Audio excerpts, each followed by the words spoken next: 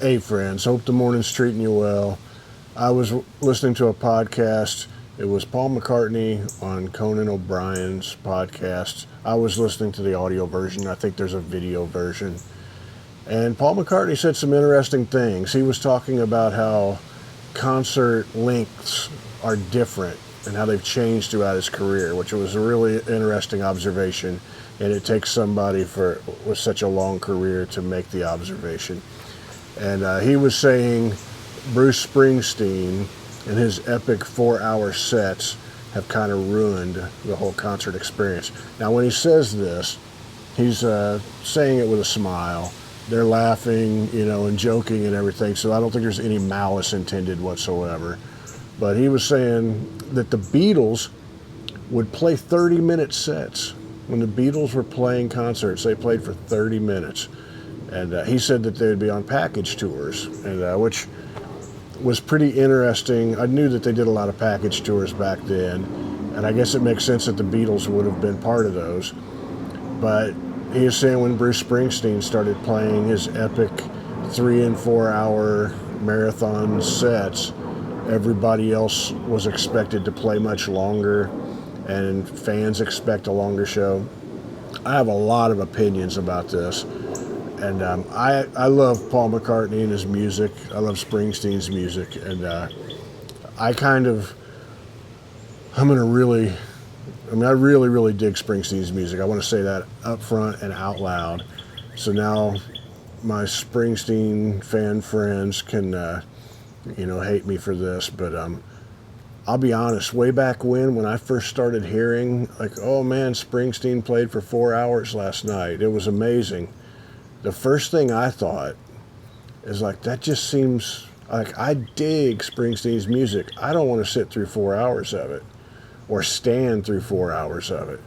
I was thinking that didn't sound like an enjoyable concert experience to me. Just by, it being that long doesn't make it better to me personally. And I think that McCartney's onto something there. It doesn't mean all concerts have to be the same and the same length and all of that. But I personally, if I go see a headliner, 75 or 90 minutes, that seems about right to me. There are some that I can, enjoy longer than that. I was trying to think of long shows that I've really loved. And I should also say, when I'm saying this, I'm not talking about your local band who plays, 3 or 4 sets down at the local bar, might play cover. I'm talking about touring concerts. I have huge, huge respect for people who play clubs on the weekends and make some money and have fun, and they get their yayas out and scratch that itch and go work a 9 to 5. I actually have huge respect for those people. You actually get to see your family every damn day. You sleep in the bed with your wife at night in your own bed, or with your husband. And I have huge respect for that. The people down on Lower Broadway in Nashville, like friends of mine playing those clubs, they play a 5-hour straight set with no breaks. BR549 used to do 5 hours straight. And I've talked to Chuck Mead about that. Tim Carroll used to do that. Paul Birch, Greg Gehring, there are a bunch of people. There are people down there right now. Like Rich Gilbert would do a 4 or 5 hour set and then walk across the street to another club and do it again in the same day. He would do that multiple times. People working their asses off. I am not talking about that. That's a whole different gig. That's a gig I have huge, huge amounts of respect for. I'm talking about there's somebody touring who will come through your town once every year or 3 or 5, and this is your chance to go see them.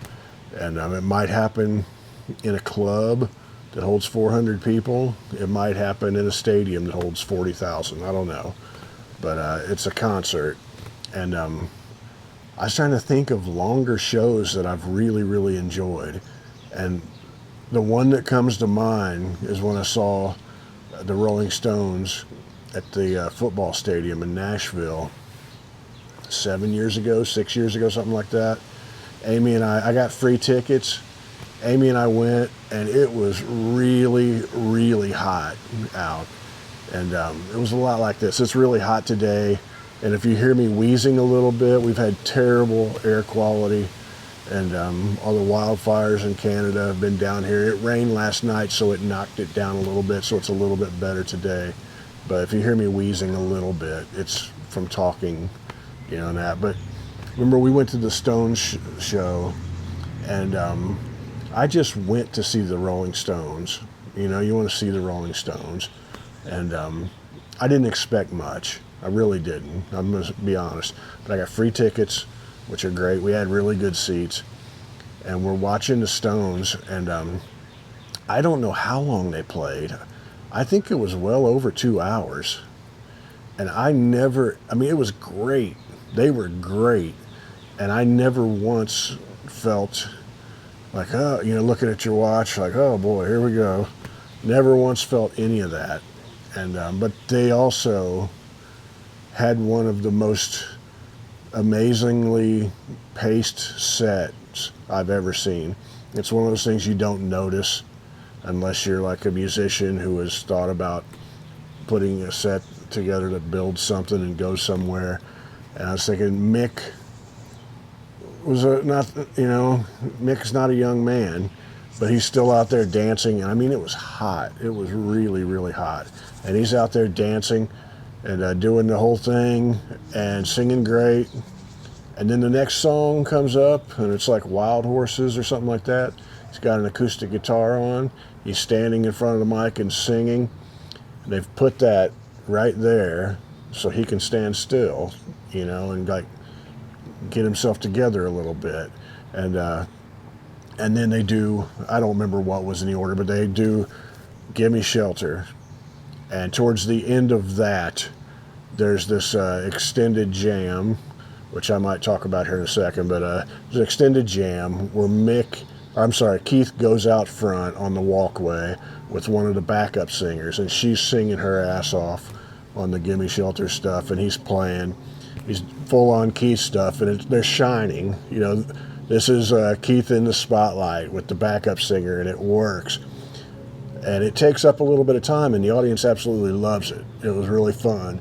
But when you're a musician, you kind of like sit back or a performer or whatever, and you realize Mick's not on stage throughout this lengthy part of the show. And he's probably off sitting down somewhere and drinking as much water as he can, drink. Just a chance to get his wind back and all that. And then he comes back out, and he's full on Mick, dancing and full Mick Jagger thing. And if you're just a regular person in the audience, you're like, how's he do it? How's he do it? You just don't realize how they've paced this and how they've worked this out. And it's really, really impressive. It was a great show. And they have the catalog to play great song after great song for 2.5 hours or so. And there weren't that many extended jams. And that's one of the things about Springsteen that there's a few too many extended jams for a guy whose career is built on songs, like for my taste. I realize there's going to be a little bit of that, but it's like if you go to see the Grateful Dead, you're kind of expecting that. There's going to be the long jams, and that's part of it. And I get that. That's fine, but Springsteen, maybe, he's a songwriter guy. That's not what I want. It's kind of like, do I really need 9-minute versions of 4.5-minute songs? Over and over, once or twice a night might be one thing. McCartney doesn't do that. McCartney plays the songs, and for a guy whose career was built on just great singles, I think he understands that, which is weird because Bruce was schooled on all of that. Boy, this is turning into a McCartney versus Bruce thing, and I didn't want it to be that at all. I don't mean it to be that. But I've never seen Paul McCartney live, and I had one opportunity that I didn't realize I had to see him. I kick myself every time I think about it. I would love to see McCartney. But I've talked about it many times. That concert ticket prices have gotten ridiculous, really high, and I just don't pay it. And that's cool. People should charge whatever they want to charge, and they're getting it, and that's fine, but I don't pay it. But I'd love to see McCartney. He played Bridgestone Arena sometime in the last 10 years, like Bridgestone in downtown Nashville. And I think I heard it was sold out, but so I was kind of like, all right, that's that. And then the next day, I heard that the scalpers bought a lot of the tickets and they weren't able to get rid of all of them. So, which often happens, this happens a lot in sports, but like once the thing starts, once the sporting event or the show starts, they just start selling them for whatever they can get, whatever leftover tickets, anything they can get out of them, they'll sell them on the street. So people were buying like nosebleed McCartney seats. He's sitting way up there for like $20 on the street, and I could have gone down there and bought one of those. And I should have known that. I have friends that are in that business, and I should have known that. I just didn't think about it. You think sold out McCartney show means sold out, but you can often get into an NFL game or something like that, really cheap like that on the street, just buying a $20 ticket during the first quarter and going in and enjoying the rest of the show. So I kicked myself. I didn't know that until the next morning, and it really freaking bothered me. But, okay, here's another pet peeve about show links to me. Well, first off, I say if I'm sitting, like when I was younger, I'm in my 20s, and I go see a band, I could stand on concrete for long periods of time throughout the night. It still was rough and wasn't always fun, but it becomes an endurance thing the older you get. So it's nice to be able to get a seat. And then I absolutely hate it when you go see somebody and there's like, they'll advertise just the headliner, and you show up and there's like 3 opening acts. And you're standing, so you got to stand through that. And it becomes an endurance test. So like I want one really good opening act. And the other pet peeve, this is just Otis complaining in the wildfire smog or whatever, but I don't understand why an opening act needs to play for like an hour. Unless it's a situation where the opener has this long career and everybody there knows and loves that opener. That's usually not the case. It's usually somebody unknown. And it's pretty common for people to get 25 to 40 minutes as an opener, and that's pretty good, And I can remember one particular band that I saw. Amy and I went. I'm not going to say who it is. I'm not going to say who they opened for. I'm just not going to. But we were watching and listening, enjoying, and like, wow, these guys are good. This is really good. We're digging like the first 15 minutes. 25 minutes go by, and we're like, wow, they're really good. And like 40 minutes go by, and like, wow, it's probably time for them to wrap it up, isn't it? They played for a little over an hour. It's a completely unknown opening act, and completely overstayed their welcome. They would have made one hell of an impact if they'd played for a half hour, even 40 minutes or something. But by the time it was over an hour, it was just like, what the hell? And that's just, I don't know whether that's the venue trying to stay open longer and sell more beer or something, but it was a bit much, and everybody there was like kind of checking their watch, and it didn't do the band any favors because they made a hell of an impact, in a half hour, 40 minutes or something. So that's one of those things that is rough. All of you guys, most of you are probably agreeing. You've sat through and witnessed these, and you've also been, you've seen someone who only got to play 20 or 25 minutes that you were like, they were incredible. And the idea is to leave the audience wanting more. So they check you out. Wendell agrees with me. You can hear Wendell. But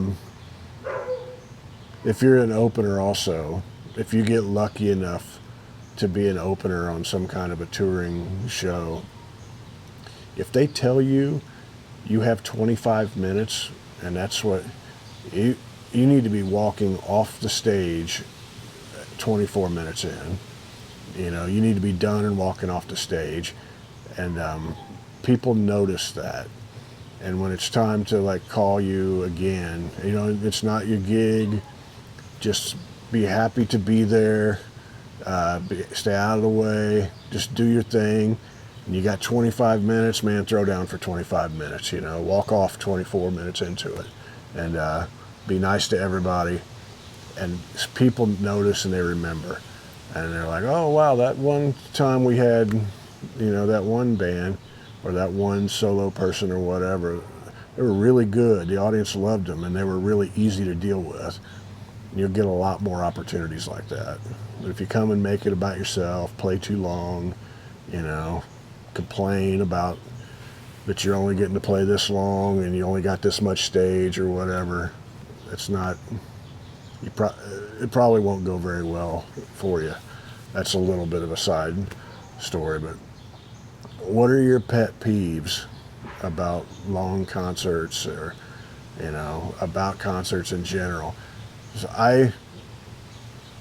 I can think of a few different 2-hour concerts that I really enjoyed, but I believe if I'm playing like myself solo acoustic and it's my headlining show, I tell them that I'll play for 75 minutes, and then I will kind of gauge if anybody's wanting any more, you know. As you can, sometimes people are just having a great time, and you go for 90 minutes. And that's usually the most I would go. Like if everybody's loving it, you're 75 minutes in, and I don't want to stop and do the fake encore thing. I try to make a joke about it on stage, but it feels so fake to stop, you know, just act like you're done, walk off and make everybody clap when everybody knows you're coming back. It feels so fake. And you're trying to like share this real thing with people. You know, you're trying to connect in a real way in a show.